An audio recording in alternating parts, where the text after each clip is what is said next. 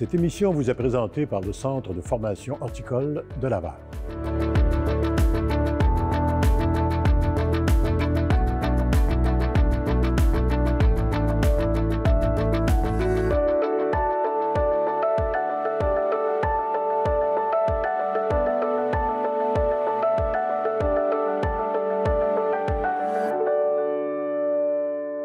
Bonjour et bienvenue à Horticulture. Alors aujourd'hui, à l'émission, on sort du pot et on entre dans le bois.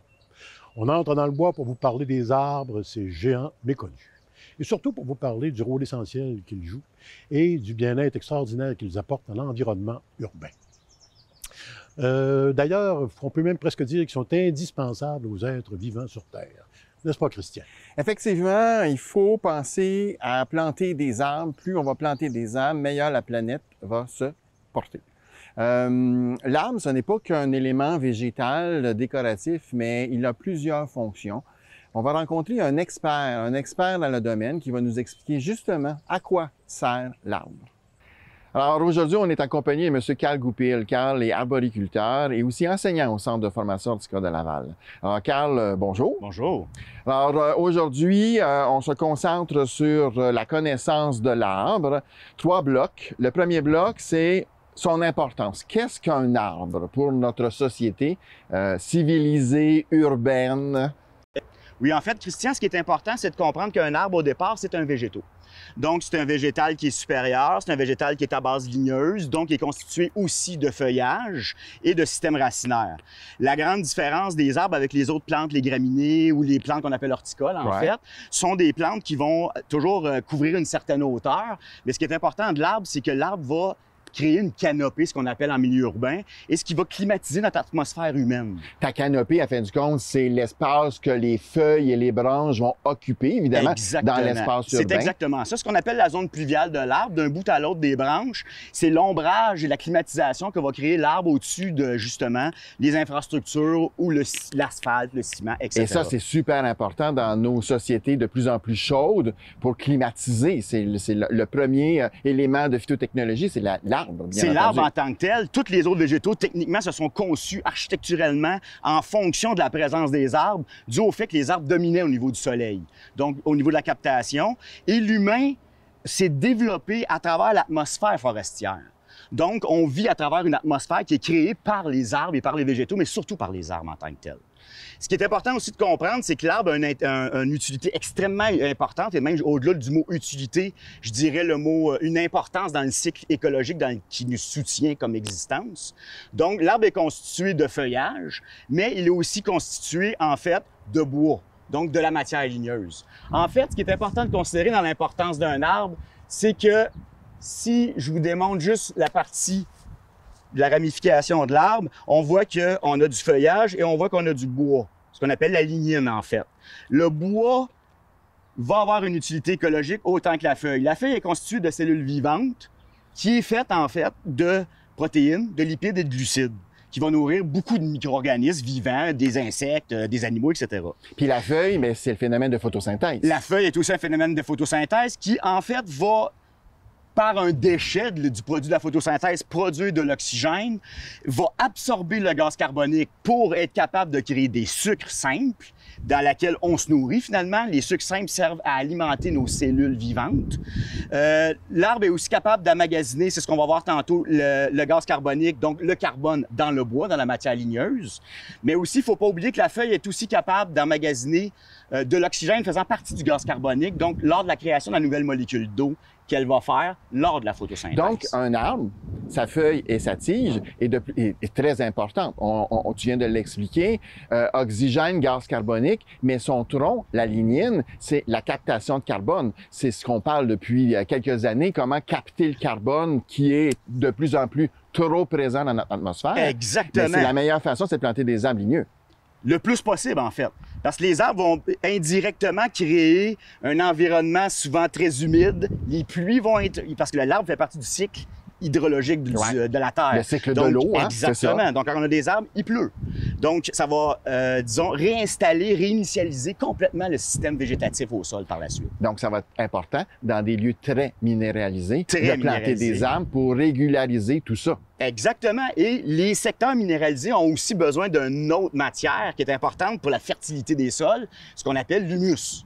L'humus est consommé par les micro-organismes qui activent et dynamisent le sol, mais il ne faut jamais oublier que le bois est constitué de lignine. Lignine, il y a un organisme qui est capable de consommer et de digérer la lignine, c'est des champignons lignivores. Donc, il y a des champignons qui mangent le bois, le digèrent et créent de l'acide humique. En bon français, de l'acide humique, c'est le borin dans le sol. Donc, on peut voir qu'effectivement, la lignine, le bois, lorsqu'il est décomposé, va créer éventuellement ce qu'on appelle de l'acide humique. L'acide humique, c'est ce qu'on retrouve dans le sol fertile. C'est le squelette du sol qui va retenir le sol dans une dynamique active de rétention, d'absorption des éléments minéraux et de l'eau. Donc ici, on voit, il n'y en a pas beaucoup d'arbres et on voit le type de sol. On est pratiquement dans une désertification. Okay? Donc, on a très peu d'humus stable, qui est la lignine, et on se retrouve avec beaucoup de minéraux et peu de structure. Alors, si je comprends bien, Carl, dans nos villes très minéralisées, l'humus, là, il n'y en a pas. Il n'y en a pas beaucoup, Ouais. du moins. Fait que si on plante des arbres dans cette espèce de sol aride et sec, Exact. mais il y a des chances que les arbres ne poussent pas. Exactement. En fait, au départ, c'est l'argile qui va créer la rétention de l'eau, des éléments minéraux. L'argile a une rétention et une absorption beaucoup trop puissante. Ce qui va alléger les propriétés très fortes de l'argile, c'est l'humus. Sans humus, on a une rétention du sol trop forte et les végétaux n'obtiennent pas les minéraux Ouais, et c'est le eau qu'ils ont C'est ça. besoin. Donc, un conseil pour ceux qui veulent planter des arbres, tu sais, ce que tu expliquais, la croissance, le carbone et ainsi de suite, mais si on veut que ça fonctionne, il faut que le sous-sol, les racines soient dans un milieu qui est agréable pour elles, pour qu'elles soient capables de se déployer et évidemment ramener l'énergie, on le sait par la photosynthèse, les sucres, tu en as parlé, pour que l'arbre puisse croître. Sinon, mais l'arbre, il va toujours rester petit. Exactement. Ou même, il va dépérir et éventuellement développer des pathogènes, et etc. La problématique majeure, c'est aussi le fait qu'on aime peut-être un petit peu trop la salubrité, la propriété extrême. La végétation n'est pas sale. On pourrait toujours laisser les feuilles tomber à l'automne au sol et passer tout Ouais. simplement la tondeuse Ouais. dessus. Ouais. Hein, déjà là, ça va Ouais. réanimer le Ouais. sol. Mais je pense que maintenant, la société est en train de changer. On est plus écologique, environnemental avec la gestion Oui. différenciée. Donc ça devient de plus en plus accepté par la population. Puis on n'a pas le choix. Il faut planter des arbres à quelque part. Là. On n'a pas le choix, ça fait partie de notre environnement. Et c'est, je pense, l'élément qui coûte le moins cher puis qui a le meilleur résultat. Tout en à bout de fait. ligne. Tout à fait, pour plusieurs raisons. L'arbre a plusieurs rôles déjà prouvés, ce qui sert souvent à légiférer le fait que l'arbre a une importance une importance cruciale dans le développement, autant urbain et périurbain. Donc, l'arbre va climatiser l'air, comme on a déjà dit tantôt, hein, autant l'hiver que l'été. L'arbre va être là pour amener de l'oxygène. L'arbre est un cycle, un lien entre le milieu aérien, l'atmosphère et le sol. Ouais. Hein. Faut jamais oublier la dynamique des sols. Il y a beaucoup de monde dans le sol, beaucoup plus qu'il y en a sur Terre. L'arbre a aussi une capacité d'absorption de la poussière. Poussière, la captation de l'eau de pluie. Exactement. Évidemment, oui, ça dans les égouts, c'est l'arbre qui va Tout l'emmener à au fait. niveau Des racinaire. produits toxiques Et aussi. voilà. Exactement. Donc, l'arbre a une propriété extrême en lien direct avec notre subsistance, Ouais. ce qui est fondamental. Comme vous le savez, notre environnement est constitué de deux sortes d'arbres, les conifères et les feuillus. Alors, pour mieux vous imaginer ce dont on parle, pensez par exemple au sirop d'érable et au sapin de Noël. Alors, commençons par les conifères, à savoir le sapin de Noël. Alors, Carl, on a vu l'importance des arbres. Je pense que c'est sans contre-doute qu'il faut planter des arbres. Maintenant, des arbres, il y a des conifères, il y a des feuillus. C'est quoi la différence entre les deux? Puis on privilégie quoi comme plantation? Ben, grosso modo, déjà, ce que tu me demandes, privilégier, j'ai toujours comme concept que si l'environnement a mis en place différents éléments, c'est qu'ils sont importants. Déjà au départ, il faut comprendre ça. Chaque végétaux, chaque arbre, que ce soit un conifère, qu'on appelle un gymnosperme, ou un arbre angiosperme, qui est un feuillu, a son importance capitale autant dans l'écosystème cyclique complet que dans le périurbain ou l'urbanisme en tant que tel. Le conifère, il ne faut jamais oublier sa constitution, hein, et son importance est liée à son organisme et à la façon dont il est construit. Donc, l'utilité de la plantation, par exemple, en ville, pourquoi on devrait en planter encore des conifères en ville? Bien, de un, c'est dû à surtout sa construction architecturale. Donc, au lieu de privilégier des arbres qui sont des cultivars, disons, qui ont été transformés pour être, par exemple, fastigiers ou colonnaires, Ouais. donc déjà, l'architecture du sapin, de l'épinette, a déjà cette forme-là. Donc, l'intervention ne serait pas nécessaire au niveau de l'élagage, au niveau de la mise en place d'une forme spécifique qu'on voudrait avoir. Puis l'avantage, pour la majorité des conifères, c'est sa persistance. La persistance du conifère est très intéressante dans les milieux arides. Le conifère, il s'est moins spécialisé un petit peu que le feuillu au niveau des espèces, au niveau de la diversité génétique, parce qu'il s'est spécialisé surtout et s'est concentré dans le développement évolutif de la résistance au climat aride. En fait, il va être très tolérant dans les climats très froids et très chauds. Bien, c'est pour ça qu'on les voit de plus en... Bien, surtout dans le nord. On va Exactement, voir, par au exemple, Québec. le cèdre dans de la roche, Tout à fait. le prucheret dans un milieu aussi qui est plus aride. Donc, si nous, on a un terrain qui est en montagne, qui est plus aride, le conifère est attitré Est à assez cet adapté. espace-là. Ce qui est important, c'est de souvent de le planter en communauté. Ouais. OK. Au niveau du Communauté système de racinaire. conifères. De conifères. Donc, là, on va peut-être me dire monoculture. Bon, il faut faire attention. Les arbres poussent quand même en famille. Il faut s'entendre aussi, là. L'idée de la plantation en îlot, par exemple, serait le réunissement, l'entrelacement du système racinaire Ouais. pour une meilleure rétention au sol. Ouais. Parce qu'on le sait, puis on le voit pas, mais on le sait que les racines, entre elles, communiquent. Exactement. Il y a un élément qui est fait en dessous du sol qui est super important pour la croissance des végétaux. C'est exactement ça. Puis le conifère a une tendance à pousser dans les sols peu profonds aussi, dépendamment des conifères, effectivement. Mais les sols peu profonds, donc il va s'ancrer très latéralement au niveau racinaire. Donc le regroupement en îlot va aider à l'ancrage. Ouais, à dans la les sols plus stabilité. difficiles. C'est ça, à la Exactement. stabilité. Puis évidemment, mais en hiver, c'est très intéressant parce que son Ben, feuillage reste là. Effectivement, parce que déjà là, on peut se servir d'écran végétatif, Ouais. autant l'été que l'hiver, ce Ouais. qu'un feuillu ne peut pas faire. Ouais. De deux, c'est comme je parlais tantôt, hein, sa croissance hiérarchique, en fait, une dominance apicale très forte, fait en sorte que l'arbre va s'intégrer facilement au soleil, plein soleil. Rares sont les feuillus qui vont tolérer des pleins soleils comparativement aux conifères. Puis là, je pense que ça va être important aussi de comprendre que la croissance d'un arbre, autant avec sa flèche centrale, mais que le latéral, n'est pas du tout de la même manière qu'un feuillu. Pas du Hein? tout. Alors, c'est plus par couronne, on va voir pousser par couronne. Exactement. Et le mauvais élagage peut provoquer des dégâts à très long terme. Au niveau pathologique et au niveau biomécanique. Oui, c'est ça. Donc, c'est bien important de bien penser où on va planter notre conifère. Maintenant, allons au feuillu. Parfait. S'il est une chose qui caractérise les feuillus, c'est bien leur incroyable diversité. Mais leur contribution à l'écosystème est beaucoup plus vaste. Bon, Carl, maintenant, deuxième catégorie, les feuillus. On a parlé des conifères, les Exactement. feuillus, un autre monde. Oui, le feuillu est un autre monde en soi, premièrement par sa construction architecturale pour la moyenne des feuillus qu'on a en région tempérée Ouais. au Québec. Donc, techniquement, il y a à peu près, selon les connaissances qu'on a, les études qui ont été faites, les connaissances du nombre d'axes que va développer un arbre, donc le tronc, les branches, etc. Le feuillu, il y a le bouleau gris, le bouleau à papier et le peuplier faux-trempe qu'on connaît qui sont hiérarchisés comme les conifères. Ouais. Outre cela, on a tous les autres arbres comme le frêne, la hêtre comme celui-ci ici, l'érable à sucre, les érables en général, vont systématiquement et génétiquement fourcher du tronc. Fourcher, ça veut dire que le tronc principal, contrairement à un conifère, ben, il va faire deux branches secondaires, Exactement. une fourche. Exact. Puis la fourche ben, peut être à différentes hauteurs du tronc, bien entendu. Exactement, dépendamment des stress que l'arbre a vécu, s'il y a les ressources nécessaires, la fourche va être représentative. Un petit détail que je veux juste rajouter, c'est que la fourche, la mise en place de la fourche, c'est pas une branche, c'est un tronc. Quand on dit que la fourche est un tronc, c'est que l'organe de la fourche, qui est pas toujours double, elle peut être triple. Ici, on le voit, il y a un défaut de structure en soi, là, mais on a 3 axes 1. Donc, comme le tronc. Un axe, pourquoi on dit que c'est des axes 1 qui fonctionnent comme le tronc? C'est ancré sur le tronc comme une branche, effectivement. Mais la continuité biologique est la même. OK. Ce qui veut dire que, en tant que tel, si je prendrais techniquement la partie ici, je la planterais au sol, ça sera pas le cas, là, mais elle pourrait développer des racines. OK. C'est-tu bon faire ça?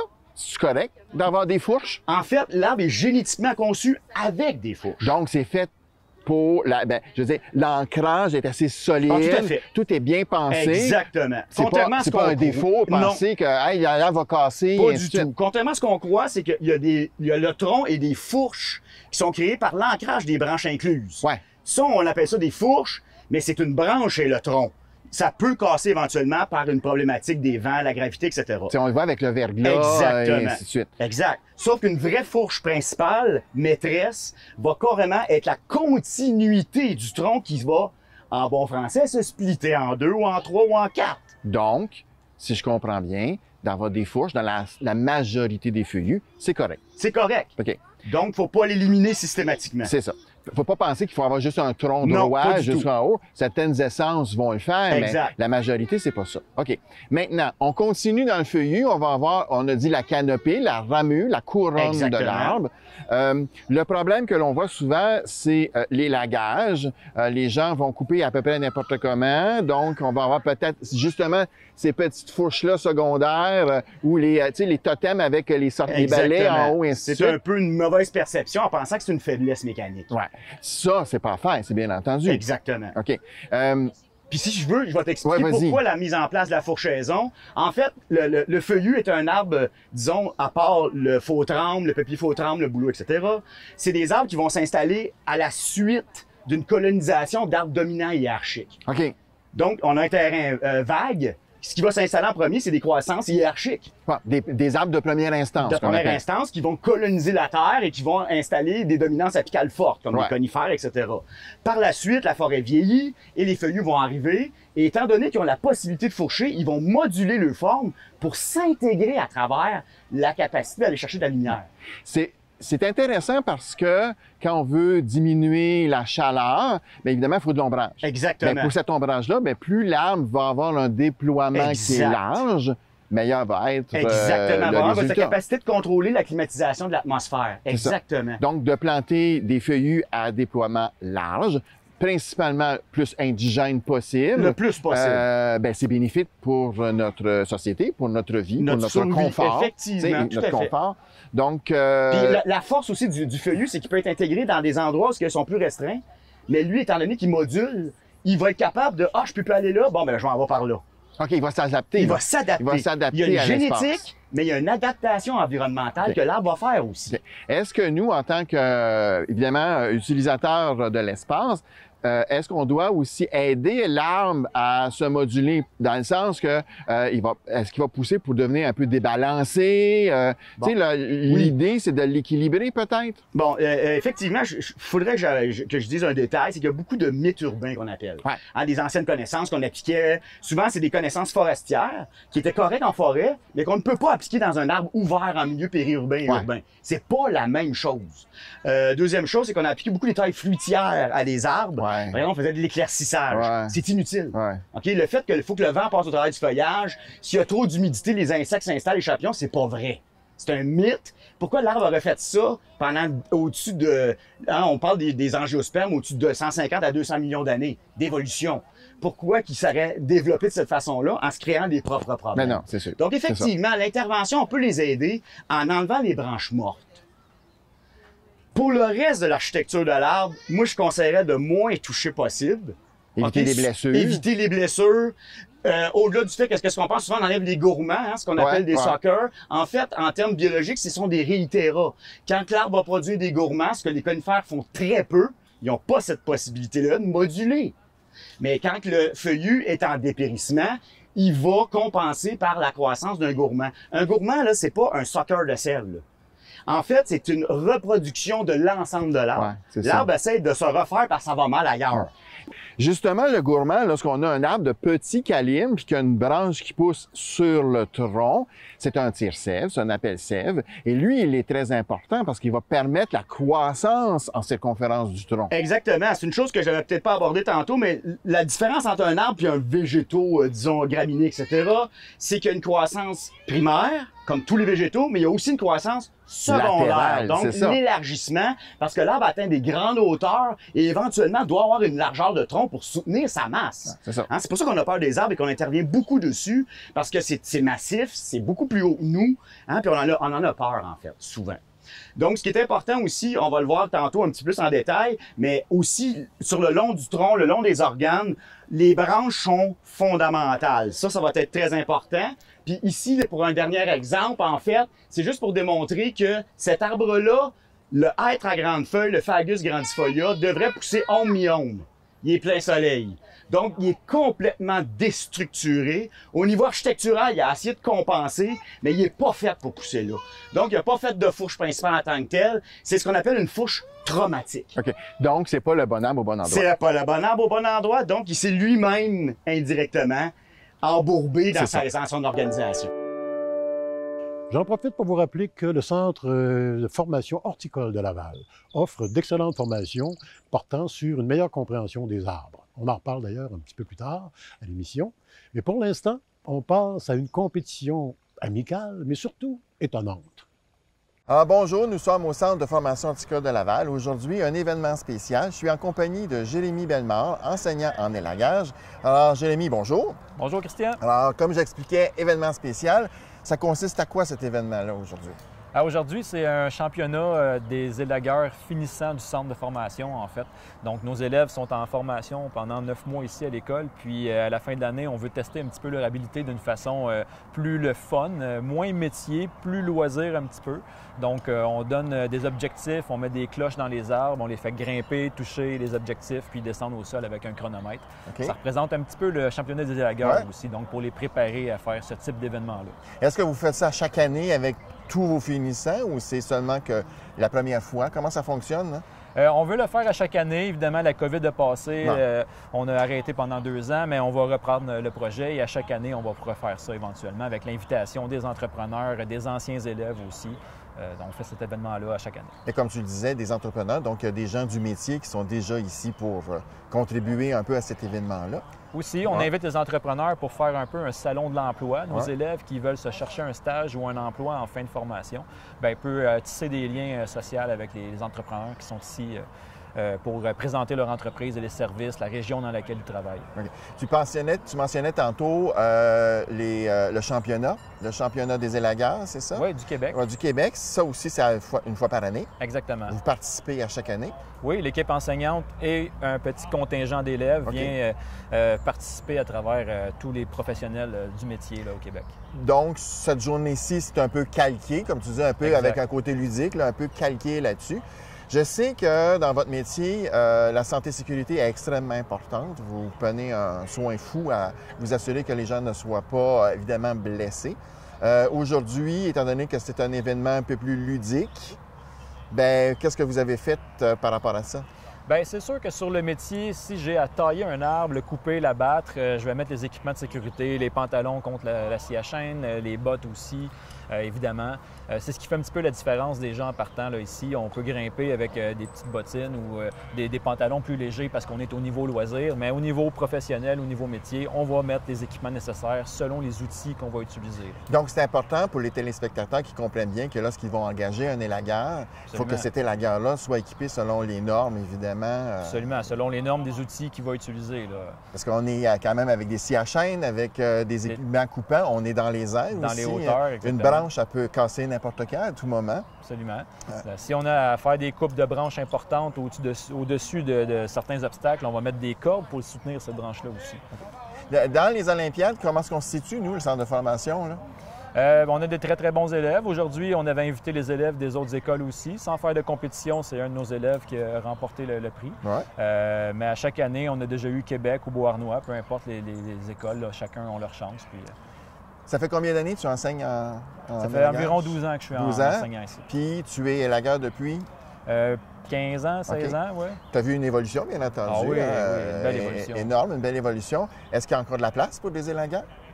De la place pour les élagueurs? Oui, mais de former, en avoir plus, est-ce qu'il y a une demande? La demande dans l'entreprise est très, très, très forte. Aujourd'hui, on avait plus de 20 entrepreneurs sur place, puis il y en a plein qui ne pouvaient pas venir à cause de la date, mais je pense qu'on se serait rendu à plus de 30 offres d'emploi déjà juste ici. Mais quand on parle dans le métier puis aux entreprises, tout le monde en cherche, là, été comme hiver. Okay, puis c'est ça, c'est un emploi qui est à l'année. Absolument. À l'année. C'est quand même un emploi qui est bien rémunéré. Aussi. La rémunération est très variable, En évidemment. fonction évidemment de l'entreprise privée Si ou on la travaille- municipale. Exactement, municipale, privée, etc. Après, les compétences, une bonne compétence à avoir, on t'a permis de conduire de classe 3, pouvoir chauffer un plus gros camion, on va amener un meilleur salaire souvent. Si on devient chef d'équipe aussi, chef de groupe, il y a différents statuts qu'on peut avoir. Est-ce que vous avez de la misère à recruter des élèves? Non, on n'a pas de misère, on a une liste d'attente présentement, malgré qu'on ait 5 groupes ici à Laval, on a une liste d'attente. Puis j'imagine que tous ces élèves-là, bien évidemment, se trouvent un emploi dans le Absolument. domaine. Parce qu'on a Tous une nos demande, finissants, c'est tous ça? nos finissants ont des emplois. Bien, merci beaucoup Ça fait d'avoir plaisir. pris le temps. Puis j'espère que cet événement-là va revenir année après année. L'année prochaine. Parfait. Merci Super, beaucoup. merci. Vous êtes dynamique, vous voulez relever des défis, pourquoi ne pas vous inscrire au programme d'élagage? Cette formation d'une durée de 9 mois est offerte au Centre de formation horticole de Laval. Vous avez besoin d'informations, vous voulez en connaître plus sur le programme, allez sur notre site Internet www.centrehorticole.com. Vous cliquez sur l'onglet Élagage. Vous allez avoir toutes les informations pertinentes concernant cette formation. Les heures, les cours, la durée et le début de la prochaine formation. Au plaisir de vous rencontrer comme élagueur étudiant au Centre de formation horticole de Laval. C'est tout pour aujourd'hui. Je me joins à Christian pour vous souhaiter de très joyeuses heures de jardinage et pour vous rappeler qu'il est de première importance de planter des arbres dès aujourd'hui pour les générations de demain. À toutes et à tous, bon jardinage!